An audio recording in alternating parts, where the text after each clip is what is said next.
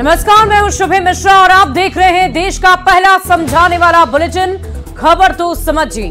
अगले आधे घंटे में हम आपको सिर्फ खबर नहीं दिखाएंगे बल्कि खबरों की पेचीदगी को भी समझाएंगे। लेकिन सबसे पहले झट से जान लेते हैं आज की 5 बड़ी खबरें जिनके मायने अगले आधे घंटे में हम आपको समझाने वाले हैं। पहली खबर क्या है वो देखिए। पहली खबर हमारी होगी मनीष वर्मा को महासचिव बनाने के मायने समझिए। जेडीयू में उन्हें बहुत अहम जिम्मेदारी दी गई है, उसके क्या मायने हैं समझाएंगे। समझिए जनसंख्या नियंत्रण आखिर क्यों जरूरी है। आज विश्व जनसंख्या दिवस है, इसलिए इस पर चर्चा होगी। समय से पहले चुनाव पर सियासत को समझिए।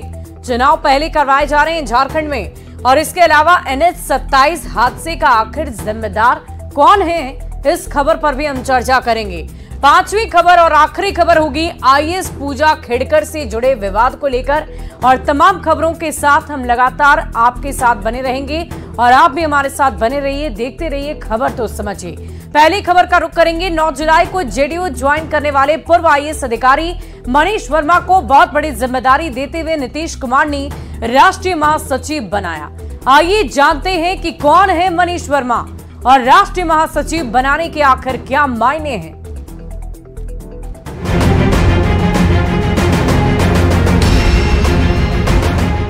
मनीष वर्मा बिहार की राजनीति का एक ऐसा चेहरा जिसकी आजकल हर तरफ चर्चा है। पूर्व नौकरशाह मनीष वर्मा ने महज 2 दिन पहले यानी 9 जुलाई को जेडीयू ज्वाइन की और 11 जुलाई को जेडीयू अध्यक्ष नीतीश कुमार ने उन्हें पार्टी का राष्ट्रीय महासचिव बना दिया। और आज हम लोगों के नेता, हम लोग के राष्ट्रीय अध्यक्ष आदरणीय मुख्यमंत्री जी ने, हम लोग पटना से ही आ रहे हैं, आज सुबह तय किया कि इनको पार्टी का राष्ट्रीय महासचिव बनाना है। जेडीयू महासचिव का पद कितना बड़ा है ये इसी बात से समझ सकते हैं। कभी नीतीश कुमार के खासम खास रहे RCP सिंह के पास यही पद हुआ करता था और तब जेडीयू में उनकी तूती बोलती थी। राष्ट्रीय महासचिव का पद कितना महत्व रखता है ये इस बात से समझ सकते हैं कि कोई भी नेता महासचिव बनते ही जेडीयू में राष्ट्रीय कार्यकारिणी का सदस्य बन जाता है। राष्ट्रीय महासचिव राष्ट्रीय पदाधिकारी बन जाता है। जेडीयू के राष्ट्रीय कार्यालय में अलग चेंबर मिलता है। पार्टी के महत्वपूर्ण फैसले में इनकी राय ली जाती है। महासचिव को जेडीयू संगठन को मजबूत बनाने की जिम्मेदारी दी जाती है। बिहार या बिहार के बाहर दूसरे राज्यों में संगठन विस्तार की जिम्मेदारी तक मिल सकती है। तो अब जो मनीष वर्मा जी भी आए हैं बिहार में भी और बिहार के बाहर भी पार्टी संगठन को मजबूत करने में इनका एक महत्वपूर्ण योगदान रहेगा। अब सवाल है कि मनीष वर्मा कौन है और नीतीश कुमार ने क्यों उन्हें इतनी बड़ी जिम्मेदारी दी, वो भी बताते हैं। बिहार के सीएम नीतीश कुमार के गृह जिला नालंदा के रहने वाले हैं मनीष वर्मा। 2000 बैच के ओडिशा कैडर के IAS अधिकारी हैं। तेज तर्रार अधिकारी के रूप में पहचान बनाने वाले मनीष वर्मा 2012 में इंटर स्टेट डेपुटेशन पर बिहार आए और पूर्णिया और पटना के डीएम रहे। प्रतिनियुक्ति का समय समाप्त होने के बाद मनीष वर्मा ने मूल कैडर में लौटने के बजाय VRS ले लिया। मनीष वर्मा की नीतीश कुमार से नजदीकी का अंदाजा इस बात से समझ सकते हैं कि सीएम नीतीश ने मनीष को अपने साथ बनाए रखने के लिए अतिरिक्त परामर्शी का पद सृजित किया और जेडीयू में शामिल होने से पहले तक वो इस पद पर कार्य करते रहे। मुझे जो है सिर्फ 2 दिन के भीतर इतनी बड़ी जिम्मेदारी मिली है, इसके लिए मैं अपने नेता और जदयू के राष्ट्रीय अध्यक्ष बिहार के मुख्यमंत्री श्री नीतीश कुमार जी का बहुत बहुत आभार व्यक्त करता हूं। बिहार विधानसभा चुनाव के बाद से ही जेडीयू के खत्म होने की ना जाने कितनी भविष्यवाणियां की गई, लेकिन लोकसभा चुनाव में नीतीश कुमार की पार्टी जेडीयू और मजबूत होकर उभरी और अब तो नीतीश कुमार ने अपनी पार्टी को मजबूत करने की दिशा में अपनी पार्टी और पार्टी नेताओं को लेकर कई बड़े फैसले किए हैं। पूर्व अध्यक्ष ललन सिंह और रामनाथ ठाकुर को मोदी मंत्रिमंडल में जगह दिलाई तो दिलेश्वर कामैत को लोकसभा में जेडीयू संसदीय दल का नेता और पहली बार राज्यसभा सांसद बने संजय झा को राज्यसभा में संसदीय दल का नेता बनाया। इसके अलावा संजय झा को कार्यकारी राष्ट्रीय अध्यक्ष की जिम्मेवारी दी गई। मनीष वर्मा को राष्ट्रीय महासचिव बनाकर नीतीश कुमार ने अपनी पार्टी में दूसरी पंक्ति की मजबूत लीडरशिप तैयार करने की दिशा में बड़ी पहल कर दी है। न्यूज़ 18 के लिए पटना से आनंद अमृतराज के साथ ब्यूरो रिपोर्ट। और मनीष वर्मा को महासचिव बनाने के मायने भी आप समझिए। देश में ज्यादातर क्षेत्रीय पार्टियों का आधार परिवारवाद है, मतलब पिता के बाद बेटा ही पार्टी का अध्यक्ष होता है। लेकिन नीतीश कुमार की पार्टी जेडीयू उन क्षेत्रीय पार्टियों से बहुत अलग है। नीतीश कुमार ने अपने परिवार के किसी भी सदस्य को राजनीति में आने ही नहीं दिया और हमेशा से परिवारवाद का विरोध करते रहे। लेकिन बार बार ये सवाल उठता है कि नीतीश के बाद आखिर जेडीयू का क्या होगा। इसी सवाल के आधार पर कई लोग जेडीयू के खत्म होने की भविष्यवाणियां तक कर देते हैं। नीतीश कुमार इस सवाल को बखूबी जानते हैं और यही वजह है कि नीतीश कुमार ने जेडीयू में दूसरी पंक्ति के नेताओं को आगे करना शुरू कर दिया है। नीतीश कुमार ने संजय झा को कार्यकारी राष्ट्रीय अध्यक्ष बनाया तो मनीष वर्मा को पार्टी का राष्ट्रीय महासचिव बना दिया। जेडीयू में राष्ट्रीय महासचिव का पद बहुत ही पावरफुल होता है। कभी आरसीपी सिंह महासचिव रहकर संगठन को चलाया करते थे और अब मनीष वर्मा महासचिव के रूप में पार्टी और संगठन को और भी ज्यादा मजबूत करेंगे। मनीष वर्मा के पास आईएएस के तौर पर काम करने का प्रशासनिक अनुभव तो है ही, साथ ही साथ उनके पास नीतीश कुमार के स्वजातीय होने के साथ नीतीश कुमार के गृह जिला के होने के भी बहुत सारे फायदे हैं। नालंदा जिले के वो भी रहने वाले हैं जो नीतीश कुमार का गृह जिला है। कई लोग मनीष वर्मा को नीतीश कुमार का उत्तराधिकारी बता रहे हैं। मनीष वर्मा ने खुद इस बात को सिरे से खारिज कर दिया, लेकिन पार्टी ज्वाइन करने के 2 दिनों के अंदर इतनी बड़ी जिम्मेदारी मिलना ये साबित करता है, ये बताता है कि नीतीश को फिलहाल मनीष वर्मा पर भरोसा है। बढ़ते आगे, बढ़ती जनसंख्या को लेकर एक बार फिर गिरिराज सिंह ने कानून बनाने की मांग कर दी है। विश्व जनसंख्या दिवस पर गिरिराज सिंह ने बहुत बड़ा बयान दिया है। गिरिराज सिंह ने कहा कि हिंदू महिलाओं की तुलना में मुस्लिम महिलाएं ज्यादा बच्चे पैदा करती हैं। हिंदू महिलाओं का एफटीआर यानी कि फर्टिलिटी रेट कम है और मुस्लिम महिलाओं का एफटीआर ज्यादा है और इसीलिए देश में जनसंख्या नियंत्रण को लेकर सख्त कानून लाने की जरूरत है। गिरिराज सिंह के बयान पर अब सियासत और भी ज्यादा तेज है।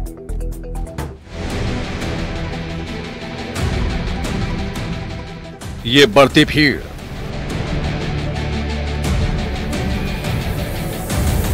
आने वाली पीढ़ी के लिए संकट पैदा करने वाली है।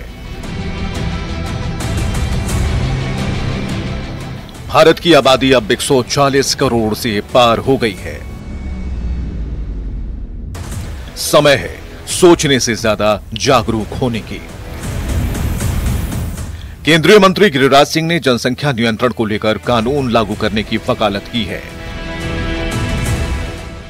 देश में 147 जिला है जहां का जनसंख्या बड़ी तेजी से बढ़ रहा है और वो कारण है हिंदू महिलाओं की एफटीआर कम है और मुस्लिम महिलाओं की एफटीआर ज्यादा है, 7.25% के लगभग में ज्यादा है। इसलिए देश में एक सामाजिक विषमता का भी सवाल है कि अब जरूरत है एक कड़ा कानून लाने का।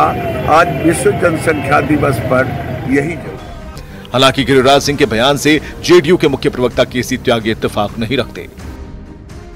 इस समय भारत की जो जनसंख्या है वो कंट्रोल में है। आपकी जानकारी के लिए इस समय जो ग्रोथ रेट है 1.4 है, जबकि विदेशों में 2+ है। और बिहार सरकार ने जो इस विषय में क्रांतिकारी कदम उठाए हैं उसको भी फॉलो करने की जरूरत है, बगैर किसी सख्ती के, बगैर किसी कारण के, बगैर किसी जुर्माने के। इससे पहले पीएम मोदी ने छोटे परिवार के कॉन्सेप्ट को समझाया था। पीएम ने कहा था कि हमें जन्म से पहले जरूरतों पर ध्यान देना होगा। प्रधानमंत्री की चिंता जायज है और चिंताओं के बीच कई महत्वपूर्ण सुझाव भी सुझाए जा रहे हैं। इस पर नियंत्रण होना चाहिए और बिहार की सरकार और बिहार के लोकप्रिय मुख्यमंत्री जी ने लड़कियों को आगे पढ़ाने की बात कही है और जैसे जैसे लड़कियां शिक्षित होगी वैसे वैसे जनसंख्या पर नियंत्रण हो जाएगा। कुल मिलाकर काम की बात यह है कि हमें और हमारे समाज को जागरूक होना होगा। जनसंख्या नियंत्रण को लेकर राजनीति से ज्यादा जागरूकता पर जोर देना होगा। Bureau report, news 18। और आपको खबर समझाए उसके पहले दुनिया के सबसे ज्यादा आबादी वाले 5 देशों के बारे में जान लीजिए। पहला देश हमारा देश यानी कि भारत 142.86 करोड़ यहां की जनसंख्या पहुंच चुकी है। दूसरे नंबर पर है चीन, जहां की जनसंख्या है 142.57 करोड़। अमेरिका की बात कर लें तो यहां पर जनसंख्या अभी 34 करोड़ बताई जा रही है। साथ ही साथ इंडोनेशिया की भी हम आपको जानकारी दे दें। इंडोनेशिया की जो जनसंख्या है वो 27.75 करोड़ है। वहीं पड़ोसी देश पाकिस्तान की बात करें तो वहां की आबादी 24 करोड़ है। तो ग्राफिक्स के माध्यम से आपने समझ लिया कि कहां का पर कितनी जनसंख्या है, लेकिन अब आपको ये भी समझा देते हैं कि आखिर इसे नियंत्रण में रखना क्यों जरूरी है। जनसंख्या के मामले में भारत अब विश्व में नंबर 1 है। भारत सबसे अधिक आबादी वाला देश बन गया है। भारत की आबादी 140 करोड़ से ज्यादा हो चुकी है और यही नंबर अब मुश्किलें पैदा करने वाला है, क्योंकि मांग की तुलना में आपूर्ति पर संकट आने वाली है। हर व्यक्ति को रोजगार पाने में परेशानी आ रही है। बुनियादी जरूरतों पर भी अंकुश लगता जा रहा है। बढ़ती आबादी प्रकृति और पर्यावरण पर भी संकट डाल रही है। लाल किले से प्रधानमंत्री मोदी ने छोटे परिवार की अपील की थी। जन्म से पहले जरूरतों के बारे में सोचने की बात कही थी। हम दो हमारे दो की नीति अपनाने की अपील भी लगातार की जा रही है।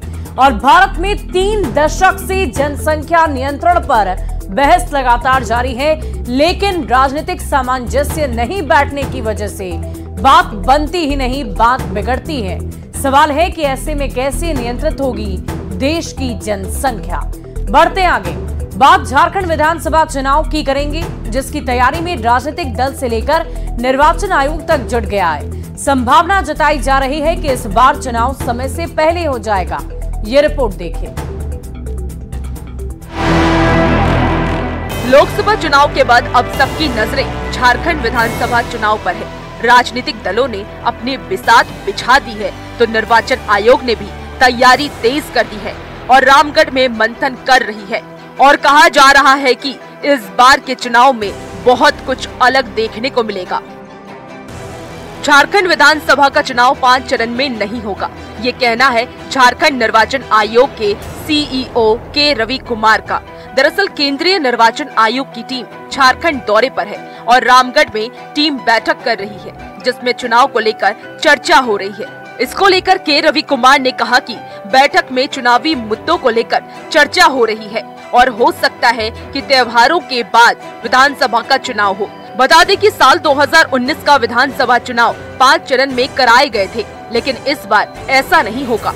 असेंबली इलेक्शन का कितना चरण में होगी उसका बारे में अभी चर्चा वो कमीशन निर्णय लेगी उसमें, परंतु 5 चरण में वो नहीं होगी, उसका कम चरण में होगी।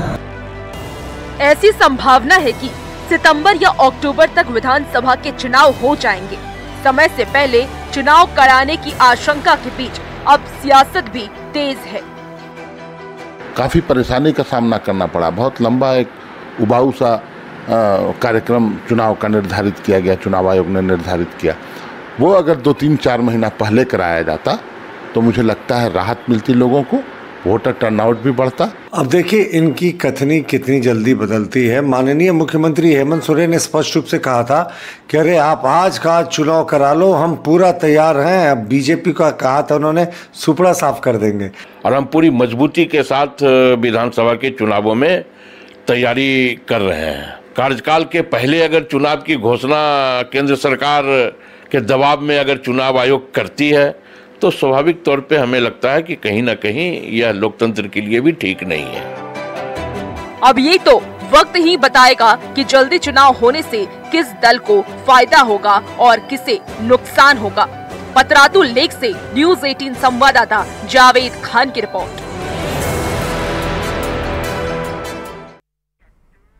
और समय से पहले चुनाव पर सियासत को समझिए। झारखंड में इसी साल विधानसभा का चुनाव है और झारखंड में है केंद्रीय निर्वाचन आयोग की टीम। निर्वाचन आयोग की टीम बैठक कर रही है। निर्वाचन आयोग की तरफ से त्योहारों के बाद चुनाव को लेकर संकेत दिए गए और ये भी बताया गया है कि इस बार 5 चरण में विधानसभा चुनाव नहीं होगा। लेकिन अब इस मुद्दे पर सियासत होने लगी है।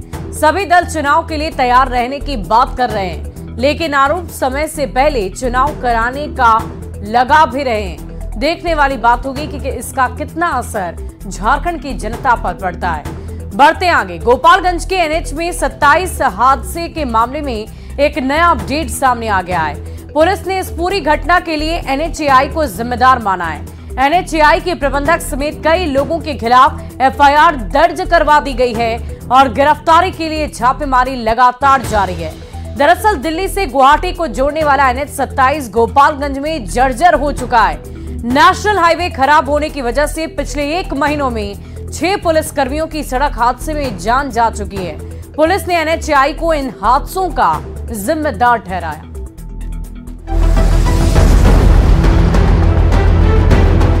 एनएच 27 हादसे में 6 पुलिसकर्मियों की मौत के बाद एनएचएआई के इंजीनियर, प्रबंधक और कॉन्ट्रैक्टर फरार हैं। पुलिस की जांच में अब तक एनएच में गड्ढों को हादसे की वजह बताया जा रहा है।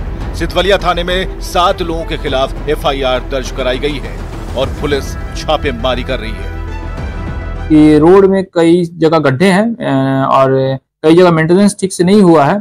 इस कारण से जो है ये सड़क दुर्घटना होती आ रही है और इस सड़क दुर्घटना के पीछे भी यही कारण सामने आया है। और ऐसे में जो एनएच के जो इंजीनियर हैं और जो कॉन्ट्रैक्टर है, जिनको मेंटेनेंस का कार्य देखना है और सड़क सुरक्षा से संबंधित जो भी कार्य किए जाने हैं, उन पर एक प्राथमिकी दर्ज की गई है और इसमें आगे जो अनुसंधान में जो भी तथ्य सामने आएंगे उसके आधार पर कार्रवाई की जाएगी। पुलिस की रिपोर्ट के मुताबिक हादसे का कारण एनएच 27 पर गड्ढों की मरम्मती न होना, जरूरत के मुताबिक लाइट की कमी होना, साइन बोर्ड का नहीं लगाया जाना, एनएच से सटे अवैध कट बंद न होना और एनएच की मरम्मत और रखरखाव न होना बताया जा रहा है। हालांकि एसपी स्वर्ण प्रभात ने इस मामले को गंभीरता से लेते हुए कार्रवाई के निर्देश दिए हैं। एनएचएआई से जुड़े लोग पुलिस की गिरफ्त से बाहर हैं, लेकिन हादसे का शिकार बन चुकी पुलिस को जांच में एनएच पर मौत का गड्ढा नजर आ गया है। हालांकि एनएचएआई की तरफ से जवाब का इंतजार है। गोविंद कुमार, न्यूज़ 18, गोपालगंज। और एनएच 27 हादसे का जिम्मेदार आखिर कौन है? गोपालगंज के एनएच 27 में हादसा हुआ। पुलिस ने इस पूरी घटना के लिए एनएचएआई को जिम्मेदार माना है।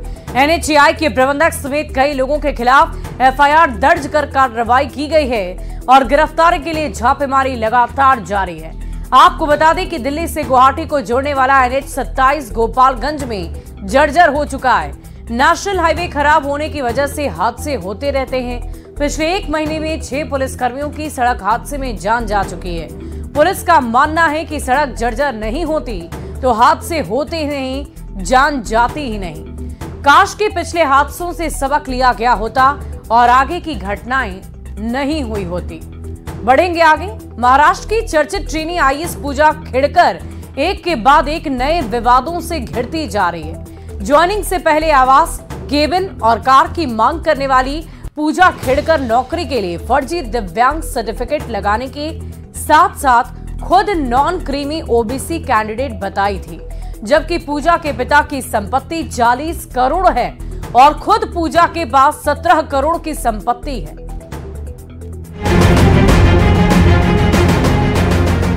मॉडल की तरह दिखती ये है महाराष्ट्र की ट्रेनी आईएएस अधिकारी पूजा खेड़कर। पूजा खेड़कर प्रोबेशन पीरियड में ज्वाइनिंग से पहले ही आवास, केबिन और कार की मांग कर चर्चा में आई, लेकिन अब विवाद उनका पीछा ही नहीं छोड़ रहा। 2023 बैच की आईएएस अधिकारी पूजा खेड़कर पर एक के बाद एक गंभीर आरोप लगते जा रहे हैं। वीआईपी नंबर की अपनी निजी ऑडी कार पर लाल नीली बत्ती लगाने के साथ साथ महाराष्ट्र सरकार लिखने का भी आरोप है। लेकिन बात यहीं खत्म नहीं होती। आईएएस बनने के लिए पूजा पर अपनी जाति और मेडिकल सर्टिफिकेट के बारे में झूठी जानकारी देने सहित कई गंभीर आरोप लगे हैं। पूजा खेड़कर ने यूपीएससी को सौंपे हलफनामे में खुद के दृष्टिबाधित और मानसिक रूप से बीमार होने का दावा किया था। खेड़कर ने इस दिव्यांगता सर्टिफिकेट का उपयोग यूपीएससी में सिलेक्शन के लिए विशेष रियायत हासिल करने के लिए किया था। सिविल सेवा परीक्षा में कम नंबर हासिल करने के बाद भी रियायतों की वजह से पूजा खेड़कर ने परीक्षा पास कर ली। लेकिन जब अप्रैल 2022 में पूजा खेड़कर को अपने दिव्यांगता प्रमाण पत्र के सत्यापन के लिए दिल्ली के एम्स में रिपोर्ट करने को कहा गया तो उन्होंने कोरोना होने का दावा करते हुए ऐसा नहीं किया और 6 बार बुलाने के बाद भी नहीं गई। पर बात यहाँ भी खत्म नहीं होती। सिविल सेवा परीक्षा में 841वां रैंक हासिल करने वाली पूजा खेड़कर ने सिविल सेवा परीक्षा पास करने के लिए खुद को नॉन क्रीमी ओबीसी कैंडिडेट बताया था। हालांकि उनके पिता ने अपने चुनावी हलफनामे में 40 करोड़ रुपए की संपत्ति बताई थी। खुद पूजा के पास 17 करोड़ की संपत्ति है। ऐसे में आईएएस पूजा के ओबीसी नॉन क्रीमी कैंडिडेट होने पर सवाल उठ रहे हैं कि अगर किसी कैंडिडेट के पिता की संपत्ति 40 करोड़ रुपए हो तो उसकी संतान को ओबीसी नॉन क्रीमी लेयर में कैसे माना जा सकता है। फिलहाल पूजा खेडकर को लेकर विवाद चरम पर है और अपने पद का गलत इस्तेमाल करने के आरोप के बाद पूजा खेडकर को पुणे के वाशिम ट्रांसफर कर दिया गया है और जांच तेज हो गई है। Bureau report, news 18।